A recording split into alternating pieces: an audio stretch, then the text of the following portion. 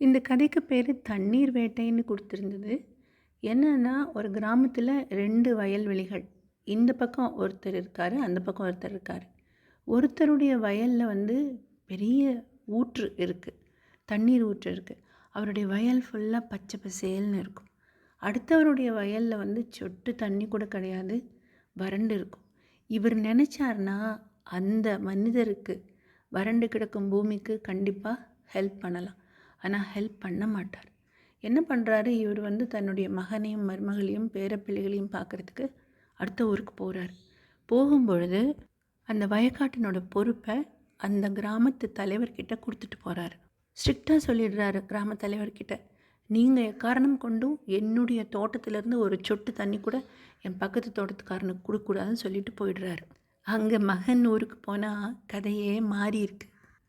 போன களைப்பு தீர குளிக்கணும்னு சொல்லி மருமகள் கிட்ட தண்ணி கேட்குறாரு. மாமா எங்களுக்கு குடிக்க கிடைக்கிறதே கஷ்டம் மாமா. ஒன்று பண்ணுங்க, இன்னும் கொஞ்ச நேரத்தில் தண்ணி லாரி வரும், 10 நிமிஷம் தான், 100 குடம் பிடிக்கணும், நானும் அத்தையும் போய் பிடிச்சிட்டு வரோம். போகிறாங்க, தண்ணி லாரி வருது. ஆனால் இவங்களுடைய முறை வரும்பொழுது தண்ணி நின்றுடுது. சோர்ந்த முகத்தோட மாமியாரும் மருமகளும் வீட்டுக்கு வந்து, மாமா நீங்கள் தப்பாக நினச்சிக்கலன்னா எனக்கு ஒரு உதவி பண்ணுங்கள்.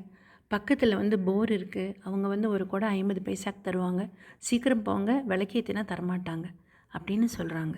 அப்போ முடிவு எடுக்கிறாரு, கிராமத்துக்கு போன உடனே தன்னுடைய பக்கத்து தோட்டத்துக்காரனுக்கு தண்ணி கண்டிப்பாக கொடுக்க வேண்டும் என்று.